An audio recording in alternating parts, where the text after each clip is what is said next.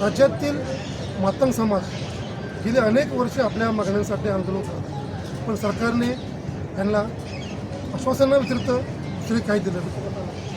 आश्वासनावर किती वर्ष जगायचं हा प्रश्न घेऊन आझाद मैदानामध्ये आंदोलन सुरू केलेले मातंग समाजाचे नेते आज आपल्यासोबत सविस्तर बोलत आहेत.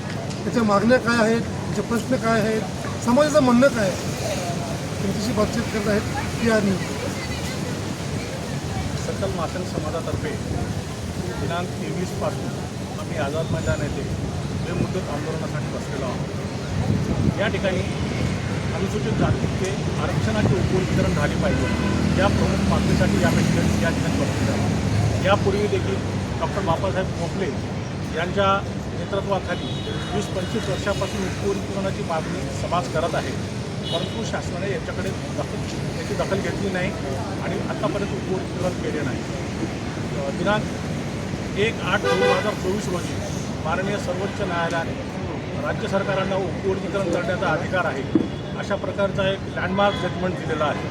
त्यानंतर आम्ही शासनाकडे पाठपुरावा केला असता शासनाने 15 ऑक्टोबर 2024 रोजी निवृत्त न्यायाधीश जस्टिस बदर यांच्या अध्यक्षतेखाली एक समिती नेमलेली आहे आणि त्या समितीला अभ्यास करून या कशा पद्धतीनं उपवर्गीकरण लागू करणं आवश्यक आहे याचा प्रारूप आराखडा सादर करण्याकरिता कळवलेले होते आणि त्याला 3 महिन्याची मुदत दिली होती, परंतु त्या समितीने वेळेमध्ये अहवाल सादर केला नाही.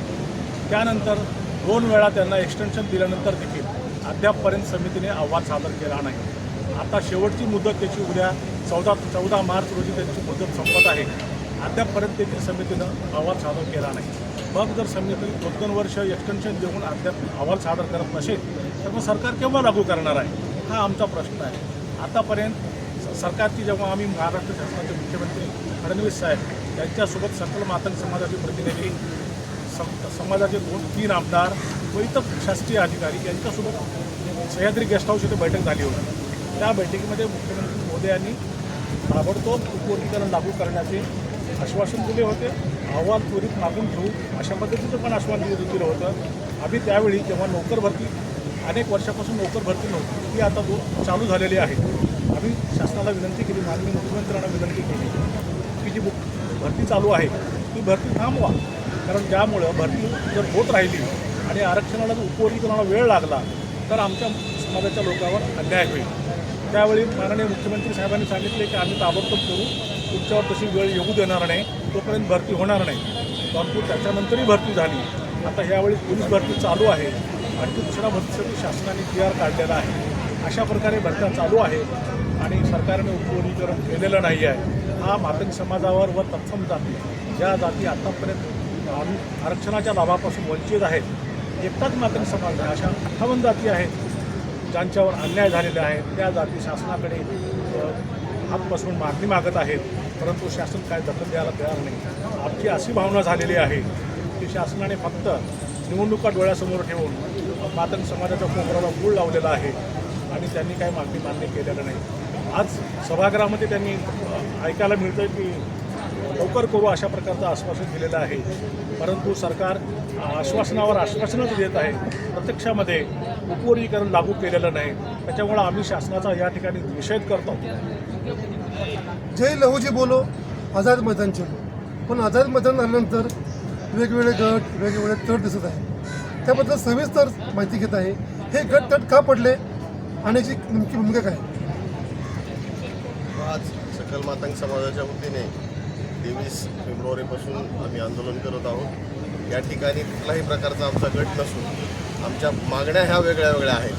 सकल मातंग समाजाच्या वतीने व कोणी संघटनेच्या वतीने जे आंदोलन करत आहेत, परंतु आरक्षण वर्गीकरणच प्रमुख मुद्दा आहे. त्यानंतर दुसरे प्रत्येकाचे असे वेगवेगळे मुद्दे आहेत की तिथे अण्णाभाऊ साठेंचं आंतरराष्ट्रीय दर्जाचं स्मारक ते चिरागनगरमध्ये होत आहे, परंतु गेली 7 वर्ष झाले या स्मारकाचं कुठल्याही प्रकारचं काम झालं नाही. परवा शिष्टमंडळामध्ये सामाजिक न्याय मंत्र्यांनी सांगितलं की हायपॉवर कमिटीकडे 50 कोटी रुपये त्या स्मारकासाठी ठेवण्यात आलेले, परंतु ठेवून काही उपयोग झालेला नाही.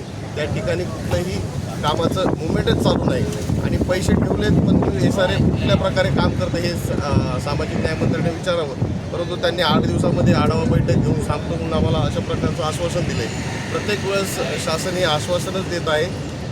आताच आमच्या नेते मुखेडकर साहेबांनी सांगितलं की वर्गीकरणासंदर्भात आमचा प्रमुख मागणी जी आहे आरक्षणाचं उपवर्गीकरण झालं पाहिजे. आज सभागृहामध्ये मुख्यमंत्री महोदयांनी सांगितलं की लवकरच बदर समितीचा अहवाल सादर होईल आणि अहवाल सादर झाल्यानंतर आम्ही वर्गीकरण करू. पण अशाच प्रत्येक वेळेस बैठका आणि मिटिंगा घेऊन आम्हाला आश्वासनच देण्यात आले. त्यामुळे याच्यानंतर आम्ही उग्र पद्धतीनं आंदोलन करणार आहोत. राज्याची आर्थिक अधिवेशन चालू आहे. समाजाचे सर्व प्रश्न पैशाने सुटत नसतात. काही प्रश्न सामाजिक असतात, जातीचे असतात, भुकीचे असतात. लाडकी बहीण, लाडका भाऊ ह्यासाठी जे बजेट केलेलं आहे, पण सामाजिक न्याय विभागाने लाडका मातंग त्याच्या मागण्या काय आहेत त्याबद्दल सविस्तर सभागृहात सांगितलं आहे. बघूया पुढील काळामध्ये त्या मागण्या किती मान्य होतात आणि यांचे आंदोलन किती काळ सुरू राहतं. Ramesh Awtade, PR news, Mumbai.